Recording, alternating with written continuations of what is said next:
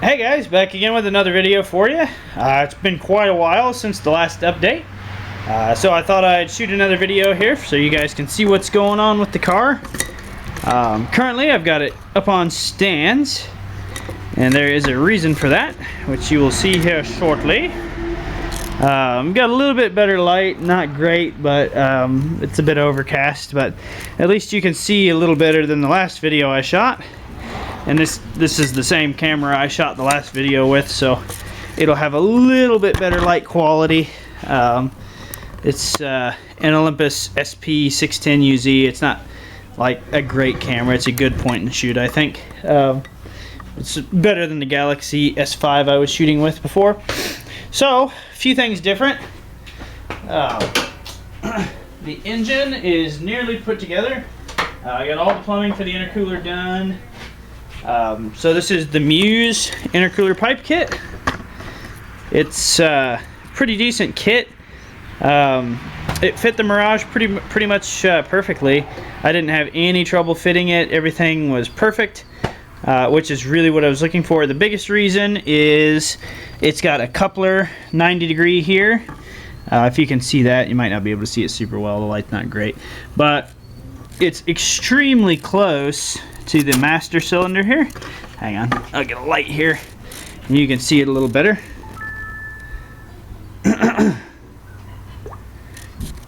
So it's extremely close to the master cylinder, and I actually had to trim some of the coupler back to be able to make it clear, but that is exactly the reason I bought this kit. Lens cap. That was the reason I bought the kit though, so that I could trim that and make it clear without rubbing. It'll be really easy for me to fit the SAS system. All I need to do is drill a hole in that and then weld a bung on, which I'll do later. For now I'm just going to leave it disabled. The intercooler is modified. We made a bracket here to be able to fit it. It's just an aluminum bracket. It's reinforced, and then we modified the intercooler to fit. It is an Evo IV intercooler, which was donated by John Pitch at Premier Autosport, which is pretty cool of him. And you can see the pipe kit there again. I need to get a 45 degree coupler. That was one of the Evo VIII stock couplers. It's kind of contorted to be able to fit, but it does seal, so just for now it's doing the job so I can get the car running. What else here? Oh yeah, JM Fab intake and a GFB response blow-off valve. It's a 50/50, well, it's actually adjustable hybrid blow-off valve, so you can set it pretty much wherever you want. Right now it's in full recirc. So that is done. I polished up the old water temp adapter, and I got all the gauges working. So the water temp gauge is in and working.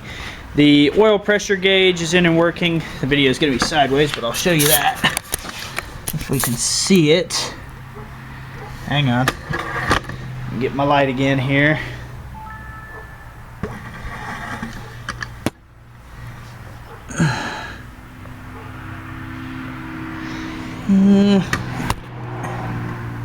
See if you can see that. Yeah, there it is.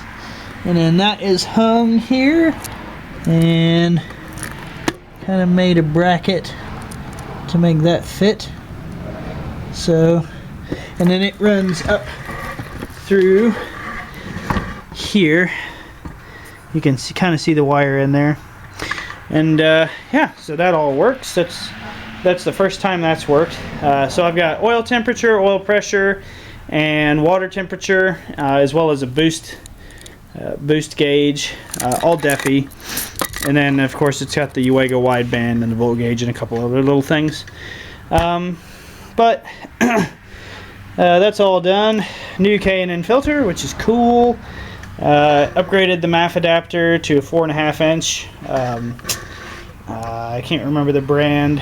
It was I think it's Squirrely Performance. So got it from MAP.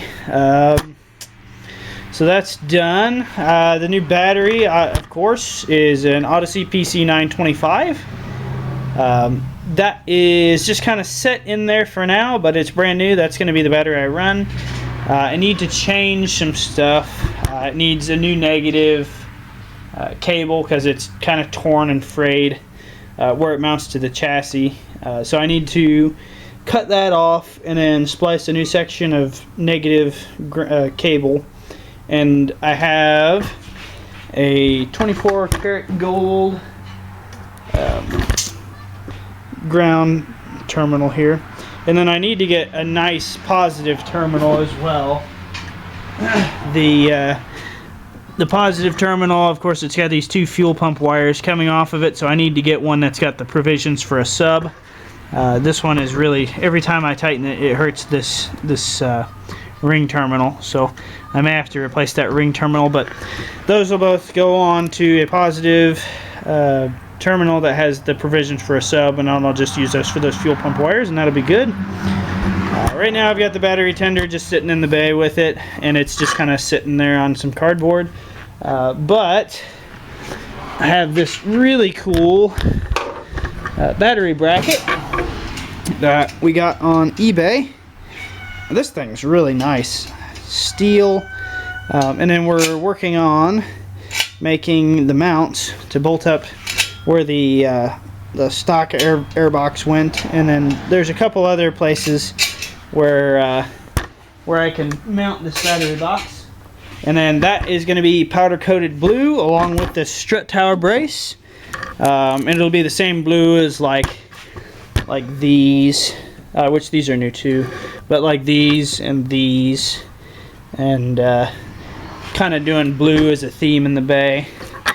But yeah, also going to see about getting these powder coated blue, I think. But a really big fan. I got these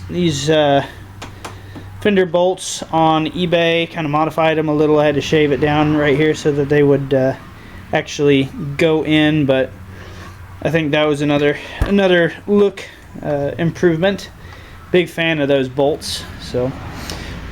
But anyway, yeah, so it's coming together. It runs. Right now it's got DSM 450cc injectors in it. And I've had a problem with the car running really rich for a long time, and I couldn't figure out what it was. So I've got this Fuel Lab fuel pressure regulator here. Rising rate fuel pressure regulator. It's proper setup. But and it's adjusted to 43.5 psi, which is what it's supposed to be for the base fuel pressure, with the vacuum line off and plugged on both ends. So, and that's what it's pretty much supposed to be for most Mitsubishis. But for whatever reason, I was getting like an 11:1, 12:1 air fuel ratio at idle. It was idling okay, but it was just super rich. Come to find out that the pressure, the base pressure at idle with the vacuum line attached on an Evo is supposed to be 41 psi, which is what that pressure regulator gives me. But 2G DSM 450cc injectors are only supposed to see 33 psi at idle with the vacuum line on. So it's overfueling due to injectors. But I should be ordering, the plan is to get Injector Dynamics 1700cc injectors here in another, I don't know, 2-3 weeks, and I'll be swapping those on, and that should solve my idle issue. Then I can give it a base tune, and I can probably cruise around town, see about getting it aligned, put some more gas in it, and give it its first actual road test. So stay tuned for that. That'll definitely be something I capture on video. But yeah, it's really coming along. It's just about done, guys. At least done enough to drive. It'll never be done. There's a lot of other things I'd like to do to this car, so we shall see. But it should be done enough to drive and take to car shows, so that's pretty exciting. I'm really pleased with how this is turning out so far. But something that I think you guys will want to see, and the reason for me waiting so long to update this video, I wanted to get this car up on jack stands, and I will show you why. So give me just a second and I will start this up. Make sure there is nothing around the timing belt. Good.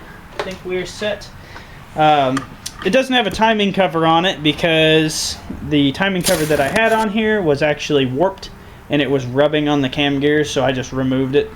I'll get exactly clear cam gear cover so that you can see the fancy belt and cam gears later. Right now it's on stock cams and stock cam gears, but the plan is to put AEM black cam gears on here, and then I'd like to upgrade to GSC S3 camshafts. I think that'll really open up the potential of this engine. So right now it's kind of blocked off with the stock camshafts. So, but anyway, let's get it started up.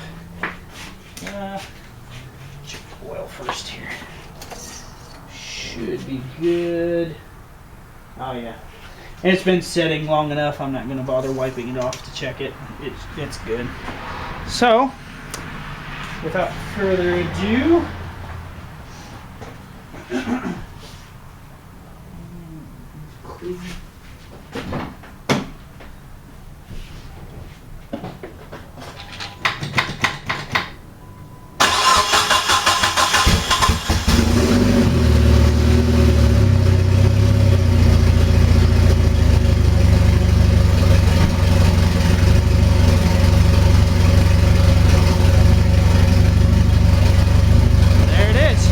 you can see it running, and it idles good, but you can see it's still really rich, and it stays pretty consistent.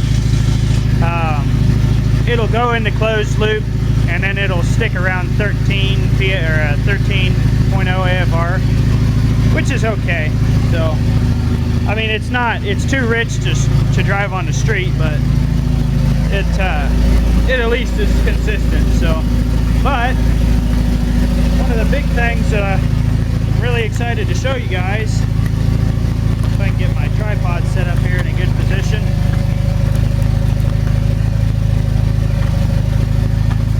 Let's try this.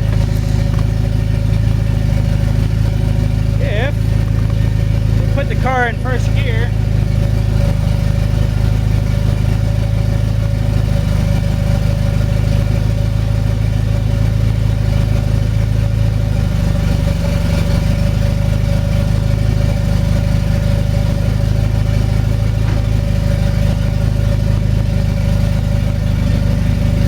you can see all the all-wheel drive system is running. Let me take the camera off the tripod here.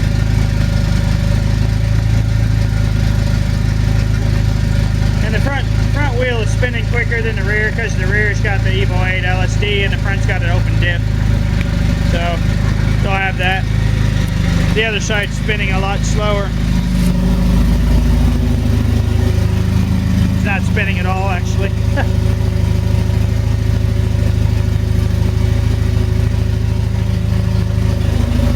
So it's all working. Look under here. That carbon fiber drive shaft, shop shaft spinning. Everything's working as it should.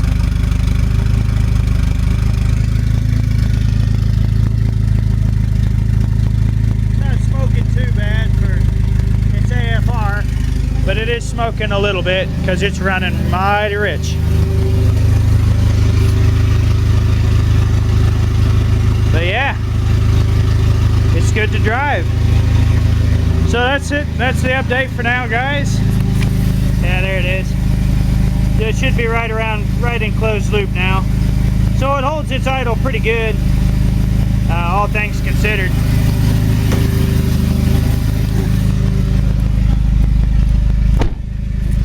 Since it's not set up at all, it's not gonna, it'll probably try to die out. Oh no, not too bad. The only reason it's as lean as it is, which is not lean, but is I've got the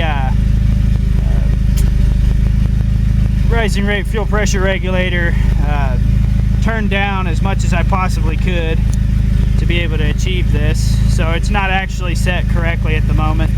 But you see the boost gauge, everything's working.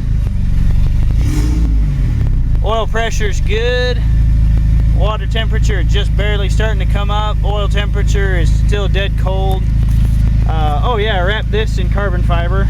Not my best wrap job, but not too bad. I was pretty happy with how it turned out. But yeah, clutch is super solid. That ACT 2100 HD just feels amazing. So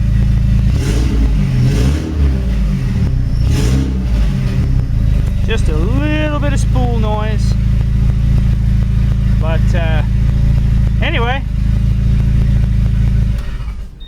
so that's the update for now, guys. Stay tuned. Hopefully here soon I will be able to get those injectors installed, and yeah, we'll be in good shape. Oh yeah, and no codes thrown, so I think she is almost done. So we'll get that all squared away with the injectors, and then should be able to throw front bumper on it, zip tie turn signals on a little better than what they are. These aren't actually the right turn signals. I thought these were Evo IV signals, but they're actually depot replica signals for a 5th gen Mirage. I need to get real Evo IV signals because those don't fit the fenders right. You can see here they're slightly different, so that doesn't actually even come close.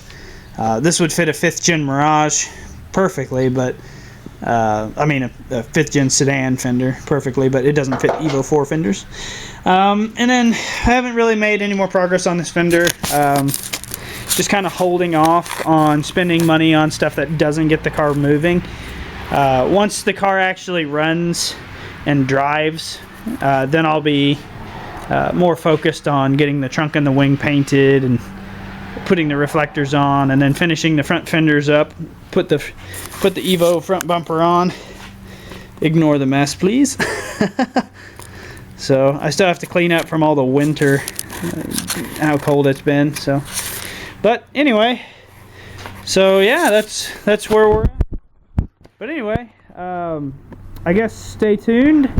Hopefully in another couple of weeks I'll have another update for you, and yeah, maybe we'll get a first drive video in here soon.